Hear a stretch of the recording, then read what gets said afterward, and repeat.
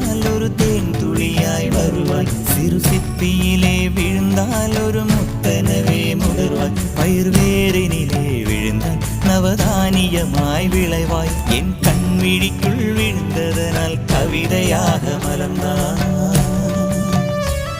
அந்த இயற்கை என்னை படைத்தால் ஒரு பெரிய ஷவர் இது, அட இந்த வயது கழிந்தால் பிறகெங்கு நனைவது, இவள் கண்ணி என்பது இந்த மழை கண்டறிந்து சொல்லியது. சக்கரவாகமோ மழையை அருந்துமா, நான் சக்கரவாக பறவை